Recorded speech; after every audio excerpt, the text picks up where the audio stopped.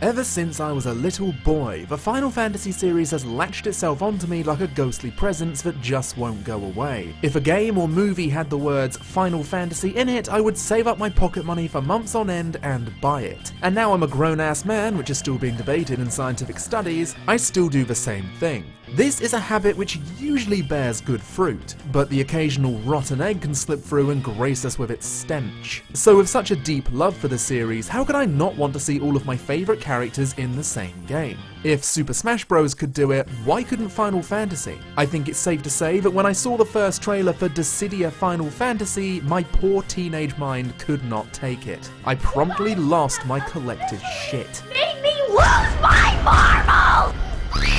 Now, at the time, I didn't own a PSP, the platform it would be released on. But when I eventually got round to owning one, I'd buy Crisis Core and Dissidia Duodecim Final Fantasy, the sequel to Dissidia, which added 10 more characters and a bucket load of changes which ranged from quality of life fixes to overall gameplay. So what exactly is the Dissidia series? A series which we'll be deep diving into, even the ones on a more stigmatized platform. The goddess of harmony, Cosmos, and the god of discord, Chaos, have been slapping each other's titties around for centuries. No one getting any closer to winning, but the nipples are certainly getting a little sore. So they summon in warriors of light and darkness from the multiverse, goodies on one side, baddies on the other, to duke it out in a seemingly endless conflict because some big prick of a dragon hits the rewind button whenever a side wins and snacks on their memories as it does so. This is the concept of the Dissidia series. A fairly simple one, and I can't exactly call the story itself particularly memorable. But what Dissidia did to thread the plot together was insert some really nice characterization and interactions. Seeing characters from Final Fantasy XII interact with Final Fantasy VI characters, and here I thought you were just another prepubescent pretty boy. Yuna making history by finally saying his name out loud for the first time. This place is kinda dangerous. Titus.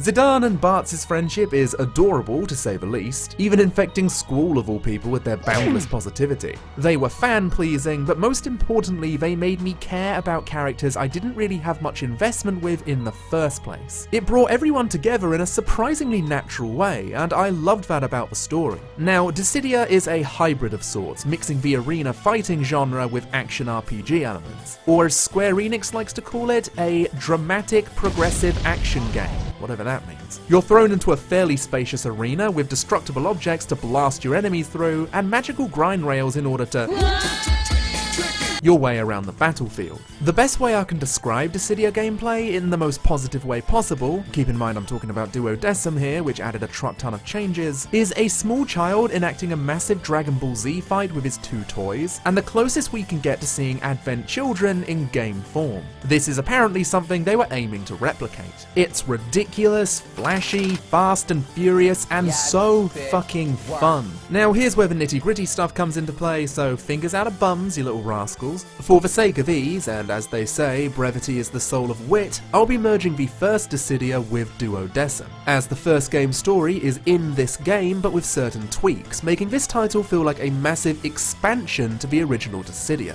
Within Duodecim, it would be a flat-out lie to claim that the tech the game hands to you is lacking. There is so much here to play around with, and the customization option allows you to have a good time with all of your chosen toys. You have your ground and air bravery attacks and ground and air HP attacks. See this number down here? This is your bravery, and you increase this number by using techniques which are mapped to the circle button. Press circle and up and down, left or right, in order to use a specific ground or air bravery attack. Some can be ranged, and others mean you have to get up close and personal. Now, obviously, your opponent has a bravery meter that will deplete the more you use your bravery attacks. Think of it like a reverse Super Smash Bros. If that number hits 0, they will break, allowing you to receive the Brave Pool, which can be found here, and gets thrown into your total bravery, and they will not be able to lower your bravery whilst they're in this state. Here's where the HP attacks come in. They work in the same way as bravery attacks, only they're mapped to the square button.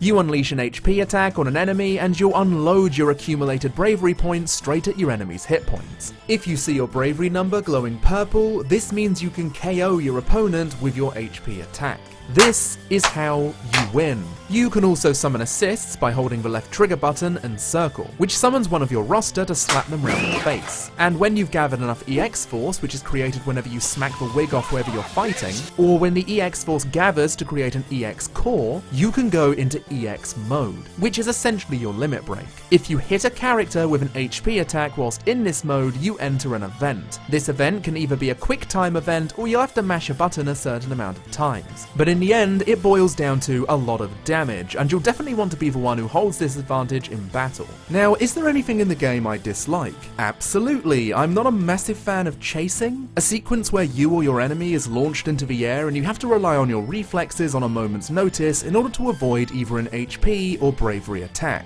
This always felt like it disrupted the flow of battle for me, and personally, it was more of an inconvenience than a fun mechanic. Though I had one really hype moment with it where the soundtrack made me feel like a golden god and I have to share it because I'm a massive tunie. There it is!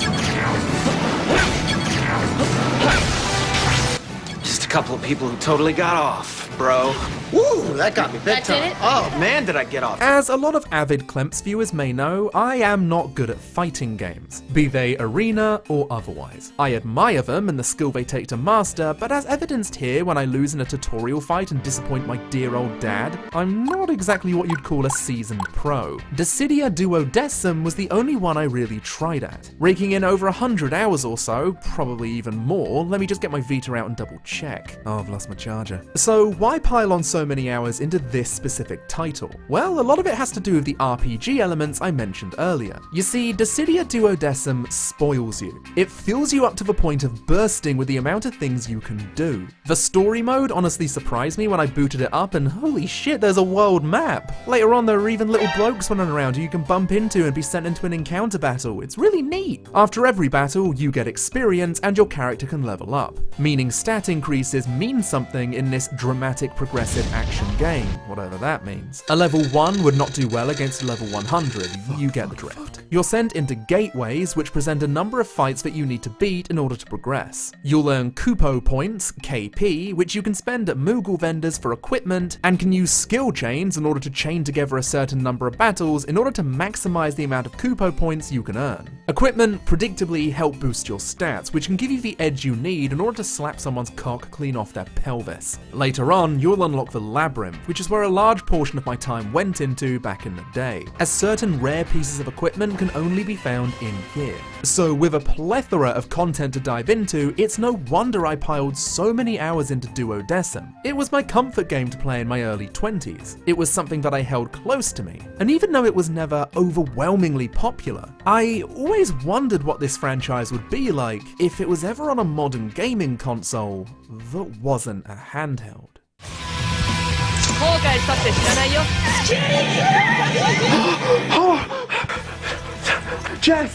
Jess, quick! What the frick? There's a new Dissidia game! Audible gasp. Pass me a controller, you skinny rat. Let's get that bread.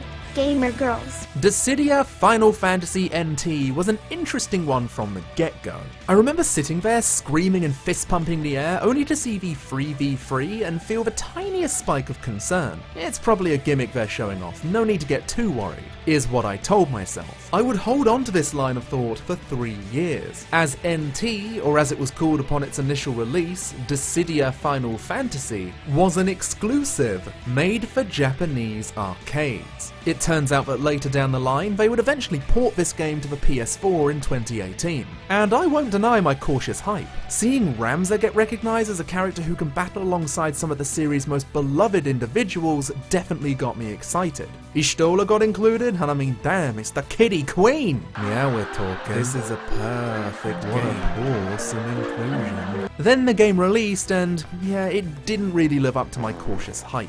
Let's not start off this segment with negatives though, because there is a lot about this game that it does right. The best thing I can say about this game off the bat is that it's fun. It is a subjectively fun game. I really did enjoy my first few hours, trying out characters and looking at all of the fantastic stuff the art team designed. These people can really do no wrong, and I wish they could get the fattest raise. Now, even though this clashes with a negative I bring up later, I do believe that making the game more accessible for people who want to just jump into the game and fight without having to worry about your stats or your equipment is good. Everyone is fighting on even terms. If a new game which is closer to these titles are made in the future, I'd like them to have an optional mode where stats, items and levels are all equal, so it makes matchmaking easier and everyone can have a fair fight. I think the way they handled summons in this game kicks ass. It can be visually messy at times, but having to fight around a giant summon spell wreaking havoc is dope as hell, and I'd like to see this carry forward with even more series callbacks. And I do need to tell myself off slightly, slap my hand a little, because me sitting down expecting NT to be the next big Dissidia game with hundreds of hours of content may have been a little too optimistic, considering that I neglected to pay attention to this big important word, port. And not this kind either, although I could use a drink after this. This is a port of the arcade game. If you actually look at the stuff they included, I can't even say that it's that bad of a port. I won't lie and say I enjoyed all of them, but it's something. The thing which Dissidia NT unfortunately can't shake off, no matter how fun it is the fact that Dissidia and Duodecim trump the game with their replay value, and this is more of a personal thing, but I think Duodecim was a much better game. I heard on the grapevine that Square Enix were banking on NT being able to draw in the esports crowd, turning what was a deep, custom-heavy, story-driven arena fighter with action RPG elements into an arena fighter, watering it down so people can simply pick a character they like and jump straight into the action. Equipment, gone. RPG elements, virtually no more. Being able to move freely whilst wall running? Sayonara. Having more than a single HP attack? Get out of here with that shit. NT gives you one that you select before a match, which works the same on the ground or the air, meaning that air and ground HP attacks are also gone. EX mode? Move aside. Now we have EX skills, which are on a timer and don't give you a flashy, satisfying finisher. And here's the one which affected me the most. 1v1 death matches? Rest in peace. We now have a constant 3v3 team deathmatch, and I think this is the biggest personal reason I find myself not wanting to return to NT. I'm having fun engaging with a single opponent, but his buddy decides to turn this 1v1 into a 2v1 on a whim, leaving me feeling well and truly bullied. God forbid his third mate joins the gangbang. I only have two hands to ski with. And with the increased particle effects, which admittedly are seriously beautiful and eye-catching, it does make things a bit of a clusterfuck when everyone is within close proximity to each other. The original Dissidia games had flashy techniques, but I never found myself wondering what was going on. When you have 6 people actively firing spells and flashy attacks all over the screen, I'll admit it did leave me feeling like I was fighting in a malfunctioning firework factory. That's the other issue I have with 3v3. The fact that there are 6 people in the map, which means queuing for a match can be tedious as sin.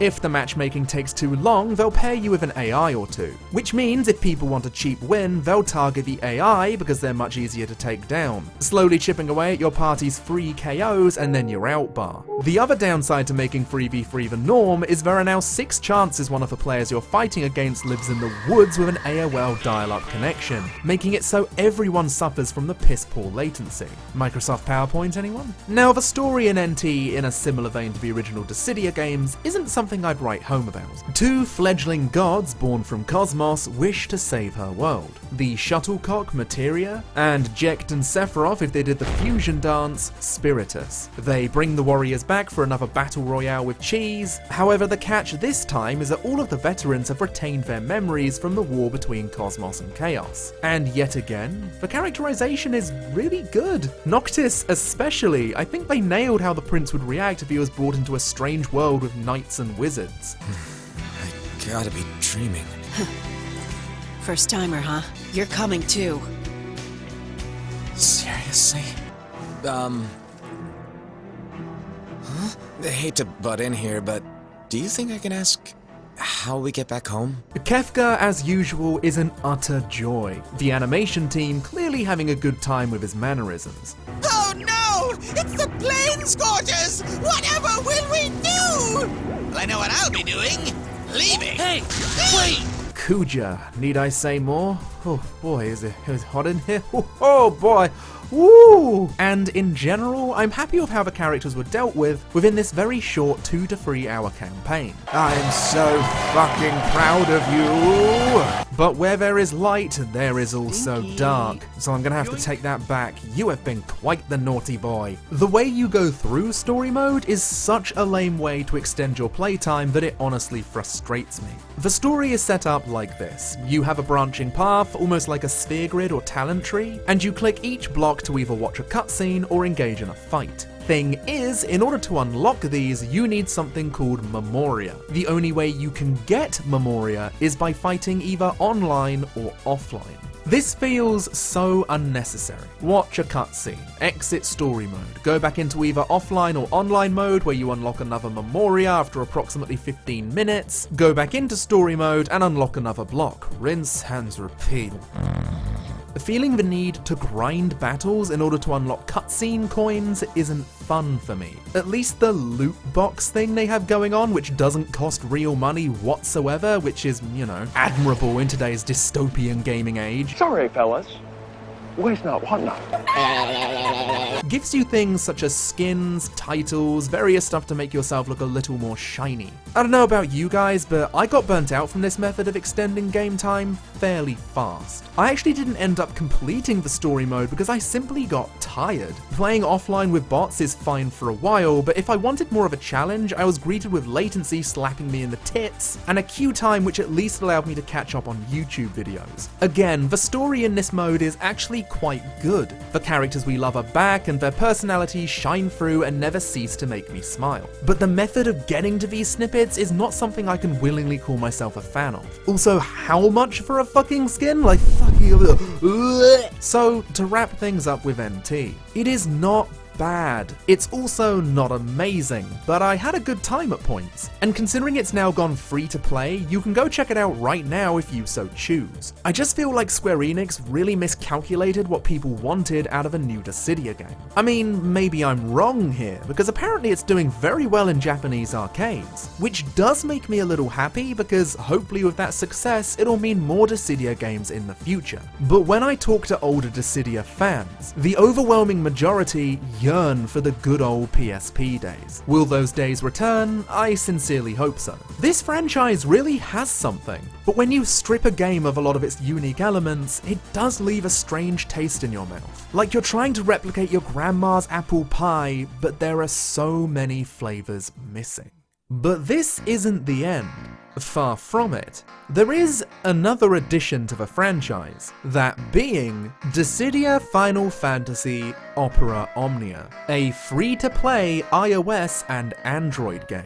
Now originally I had 2 big segments which I removed near the end of the editing process. I was talking about the fact that this is a gacha game and my general dislike for that particular predatory system, and the second was about the gameplay. But as I was going through the timeline, it gave me this dirty feeling. I don't want to actively recommend a gacha game to people. I may have done so in the past, but it puts a bad taste in my mouth knowing how tempting the gacha systems can be, and I would rather do what my heart is telling me to do. You're individuals and can do whatever the hell you want to do at the end of the day. I'm not your dad. Now, credit where credit is due, this is one of the fairer gacha games I've played, and the gameplay is definitely pretty fun for its platform, being a turn-based version of the Bravery HP formula from the original games. Perhaps I'll go into detail in another video or podcast, but monetarily, it's far more fair than it has any right to be. As I said, credit where credit is due. Issue with the fairness aspect is that fairness inevitably runs dry. There will come a point where the gems run out and you'll be tempted to spend real money until the next fix comes along.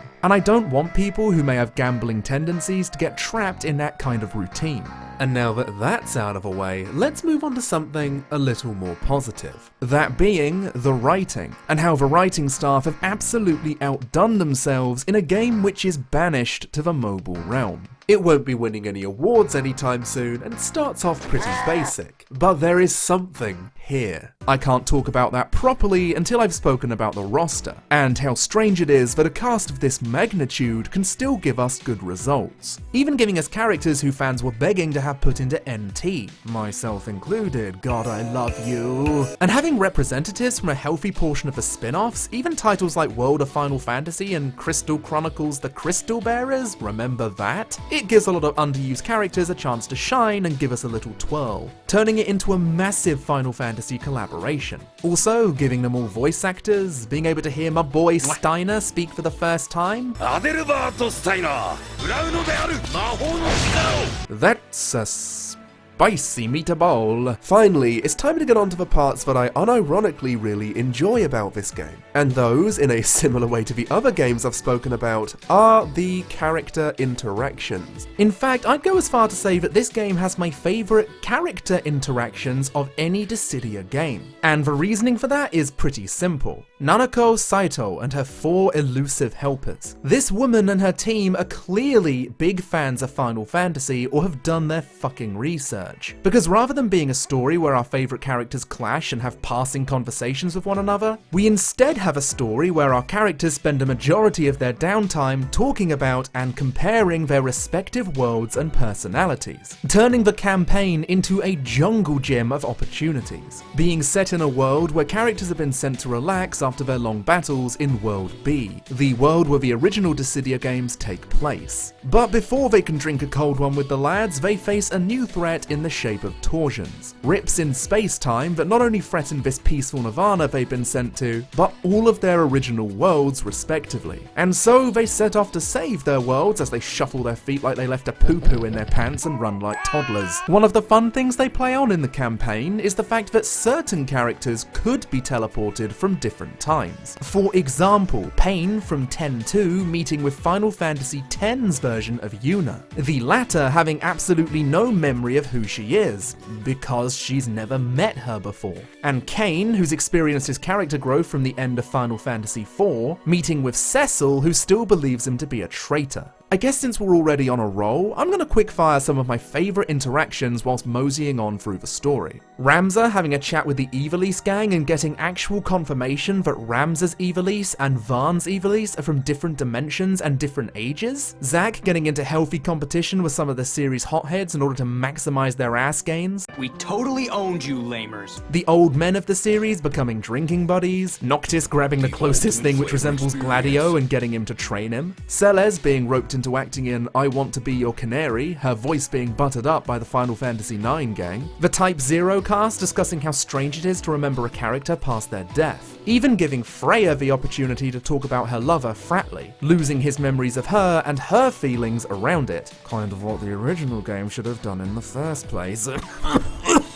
The overarching story outside of these interactions doesn't really get interesting until you get into Act 2. The emotionless copies of the summoned characters, mannequins, which you've been fighting throughout the entire Dissidia series, actually get some plot relevance in here. And it drops one of the best things a thirsty Final Fantasy IX fan like myself has wanted since the game's release. And that's another slice of action surrounding these characters. We get entire chapters dedicated towards specific casts in Act 2, and 9 is one of those, where we expand on a plot point where soldiers of Spiritus can actually remember how they died when they were back on their original planet, and can summon areas from their own world into World B. Kuja attempts this and accidentally summons the Ether Tree in what seems like an act of mockery. Spoiler warning, spoiler warning. If you don't want spoilers for the ending of Final Fantasy IX, skip to this time code. 3, 2, 1. Because it's the place where he perished in the arms of Zidane. What follows is a mixed bag, some genuine moments of despair here or there, and then there are bangers like this. I will step onto the stage and play one Final Fantasy. Oh my god, he said it! He said it! Wow. But seeing Kuja struggle with the memory of his demise and trying to prolong his life in this world no matter the cost, and seeing a majority of the gang back together again after all this time, it warmed my heart. It was a genuinely lovely experience, and as I said, other casts get this piece of a pie as well, some of those being 4, 10, with more chapters being released in the future. So hats off to the writing team of Opera Omnia. They clearly had fun with the freedom they were given, and I hope these people are getting the praise they deserve at Square Enix. If not, then the praise starts here, at least.